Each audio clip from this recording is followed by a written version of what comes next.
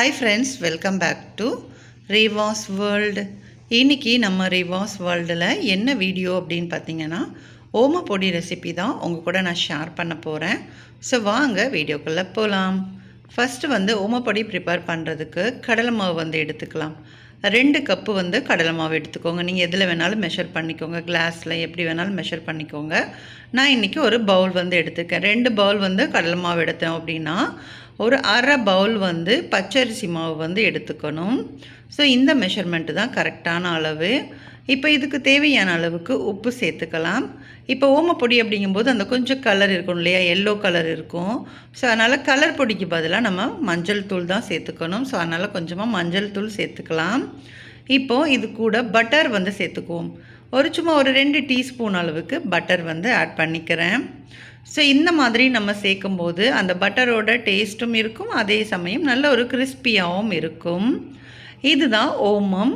ஓமத்தோட தண்ணி இது நம்ம என்ன பண்ணியிருக்கோம் அப்படின்னா, ஓமத்தை நல்லா ஒரு 2 டீஸ்பூன் போட்டுட்டு நல்லா ஒரு டம்ளர் அளவுக்கு தண்ணி சேர்த்து நல்லா கொதிக்க வச்சு ஒரு பாதி அளவுக்கு வற்றினதுக்கப்புறமா அந்த தண்ணியை நம்ம இதில் யூஸ் பண்ணிக்கிறோம். ஸோ அப்போ அதோட ஃப்ளேவர் எல்லாமே உங்களுக்கு அந்த தண்ணியில் இன்ஃப்யூஸ்ட் ஆயிரும் இல்லையா.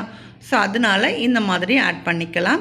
சப்போஸ் ஓமத்தை வறுத்துட்டு பவுடர் பண்ணியும் சில பேர் ஆட் பண்ணிக்குவாங்க. உங்களுக்கு எப்படி வேணும்னாலும் ஆட் பண்ணிக்கலாம். ஸோ நான் தண்ணி கொதிக்க வச்சு ஆட் பண்ணிவிட்டு நல்லா ஒன்ஸ் இந்த மாதிரி மிக்ஸ் பண்ணி விட்டுக்கிறேன்.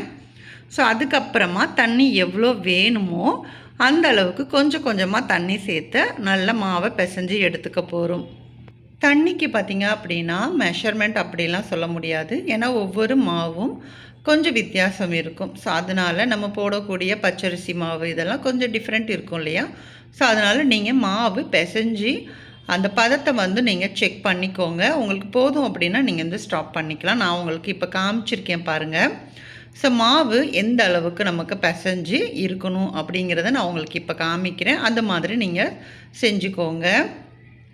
கொஞ்சம் கொஞ்சமாக லாஸ்ட்டாக ஃபைனலாக வரும்போது அதிகமாக ஊற்றிடவும் வேண்டாம். கொஞ்சம் கொஞ்சமாக தெளிச்சிட்டு இந்த மாதிரி நல்லா பிசைஞ்சு மாவு அதுக்காக நம்ம சப்பாத்தி மாவு அளவுக்குலாம் கெட்டியாலாம் இருக்கக்கூடாது. நம்ம முறுக்கு மாவெல்லாம் பண்ணும்போது எப்படி இருக்குமோ அதே மாதிரி தான் நம்ம இந்த மாவையும் நம்ம நல்லா பிசைஞ்சு எடுத்துக்கணும். இப்போ பார்த்திங்கன்னா தெரியும், நல்லா கொஞ்சம் எடுத்தால் இந்த மாதிரி நல்லா கொஞ்சம் நல்லாவே என்ன சொல்கிறது, ரொம்ப சாஃப்டாக இருக்கிற மாதிரி தான் இருக்கும். ஸோ இப்படி செஞ்சால் தான் உங்களுக்கு புளியறதுக்கு நல்லா வரும். இல்லை அப்படின்னா ரொம்ப ஹார்டாக இருந்துச்சு அப்படின்னா கண்டிப்பாக புளியறதுக்கு உங்களுக்கு ரொம்ப கஷ்டமாக இருக்கும். ஸோ அதனால் இந்த அளவுக்கு பிசைஞ்சு எடுத்து வச்சுருக்கேன். ஸோ இப்போ ஒரு கடாயில் தேவையான அளவுக்கு எண்ணெய் சேர்த்துட்டு இது கொஞ்சம் நேரம் சூடாகட்டும். ஸோ நம்ம எப்பயுமே முறுக்கு இந்த மாதிரிலாம் செய்யும்போது கொஞ்சம் தாராளமாக எண்ணெய் இருந்துச்சு அப்படின்னா தான் உங்களுக்கு அந்த பர்ஃபெக்டாக நல்லா முறுக்காக இருக்கட்டும், இல்லைனா இந்த மாதிரி ஓமப்பொடியாக இருக்கட்டும் ரொம்ப பர்ஃபெக்டாக வரும். இப்போது ஒரு பக்கம் எண்ணெய் சூடாகிட்டு இருக்கு. இந்த டைமில் நம்ம ஆல்ரெடி பிசைஞ்சு வச்ச மாவு மறுபடியும் ஒரு வாட்டி இந்த மாதிரி பிசைஞ்சு விட்டுட்டு இப்போ அந்த முறுக்கு உலக்குன்னு இருக்கு இல்லையா, இதில் நம்ம சேர்த்துக்க போகிறோம். அச்சு பார்த்திங்கன்னா அந்த ஓமப்பொடி அச்சு போட்டிருக்கேன். ஸோ இப்போல்லாம் பார்த்திங்கன்னா ஓமப்பொடிக்குனே தனியாகவே உங்களுக்கு மரத்தில் கிடைக்கிது. ஸோ அந்த மாதிரி கிடச்சிச்சு அப்படின்னா ரொம்ப ஈஸியாக இருக்கும்.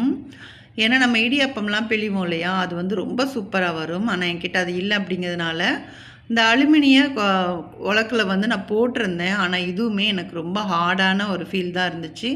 சப்போஸ் உங்களுக்கு இந்த மாதிரி நீங்கள் செய்யணும் அப்படின்னா இந்த மாதிரி அலுமினியத்தெல்லாம் விட்டுட்டு இன்னும் ஈஸியான மெத்தடில் நமக்கு செய்கிறதுக்கு பார்த்திங்கன்னா ஸ்டீலில் கிடைக்கிது, இல்லைன்னா பித்தளையில் இந்த மாதிரிலாம் இருக்குது.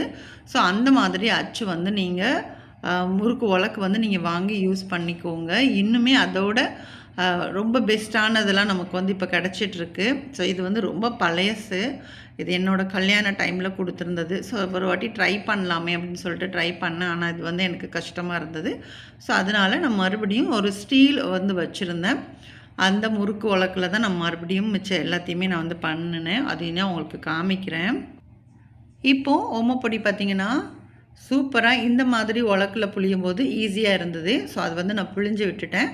மேலேயும் கொஞ்சமாக கருவேப்பிலை உருவிட்டு சேர்த்துட்டோம் அப்படின்னா சூப்பராக உங்களுக்கு ஓமப்பொடி ரெடி ஆயிரும். அதே மாதிரி நமக்கு முறுக்கு ஓமப்பொடியெல்லாம் ரொம்ப ஈஸியாகவே செஞ்சிடலாம். இது நம்ம கடையில் வாங்க வேண்டிய அவசியமே கிடையாது.